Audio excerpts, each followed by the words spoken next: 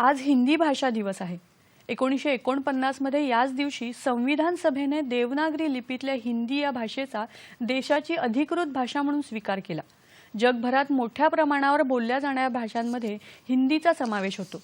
सुमारे 52 कोटींहून अधिक लोकांची मायबोली हिंदी आहे। यानिमित्त गुजरातमध्ये सूरत इथे होणाऱ्या दुसऱ्या भारतीय राजभाषा संमेलनाचं उद्घाटन केंद्रीय गृहमंत्री अमित शाह यांच्या हस्ते होणार आहे। राजभाषा हिंदीचा प्रसार अधिकृत भाषा म्हणून करण्याच्या उद्देशाने केंद्रीय गृह मंत्रालयाच्या अधिकृत भाषा विभागाने या 2 दिवसीय संमेलनाचे आयोजन केले आहे। या संमेलनात केंद्रीय शिक्षण मंत्री धर्मेंद्र प्रधान आणि गुजरातचे मुख्यमंत्री भूपेंद्र पटेल उपस्थित राहणार आहेत।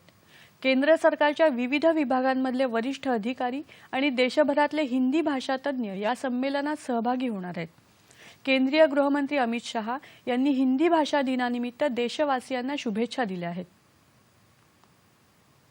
दुनिया भर में सांस्कृतिक और भाषाई दृष्टि से बहुत समृद्ध है।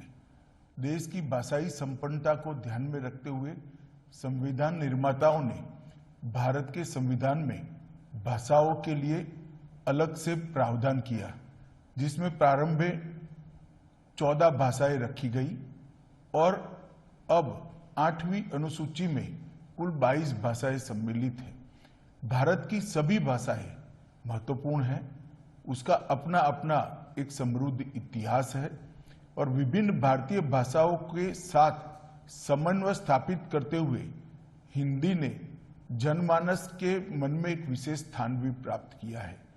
यही कारण है कि आजादी के आंदोलन में अनेक स्वतंत्रता सेनानियों ने महात्मा गांधी, सरदार वल्लभ भाई पटेल, विनोबा भावे, आचार्य कृपलानी, काका साहेब कालेलकर, जवाहरलाल नेहरू, ये सभी ने हिंदी को संपर्क भाषा बनाकर आंदोलन की गति को बढ़ाने का प्रयास किया। स्वराज प्राप्ति के हमारे स्वतंत्रता आंदोलन में स्वभाषा का आंदोलन निहित ही था। स्वतंत्रता प्राप्ति के बाद हिंदी की महत्वपूर्ण भूमिका को देखते हुए संविधान निर्माताओं ने अनुच्छेद 343 द्वारा संघ की राजभाषा हिंदी और देवनागरी लिपि को अपनाया।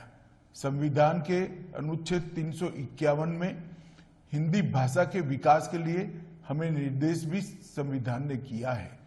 देशवासियों, माननीय प्रधानमंत्री श्री नरेंद्र मोदी जी के प्रेरणादायक नेतृत्व में आज जब पूरा देश आजादी का अमृत महोत्सव मना रहा है और प्रत्येक क्षेत्र में हम नई ऊर्जा के साथ नए संकल्प ले रहे हैं।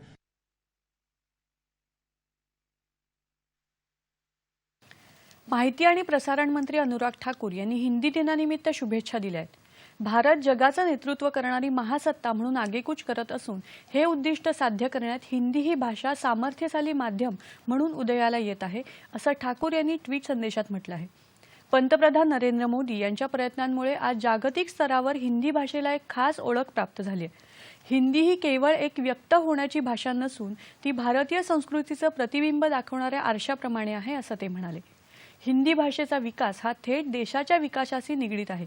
आपल्या घटनाकर्त्यांनी हिंदी भाषेचा अधिकृतरित्या वापर व्हावा या दृष्टीने विविध घटनात्मक तरतुदी केल्या आहेत। आता कार्यालयीन कामकाजात केवळ हिंदी भाषेचा वापर करण्याचं आणि हिंदीचा जास्तीत जास्त प्रसार करण्याचं नागरिकांचं कर्तव्य आहे, असं आवाहन त्यांनी केलं।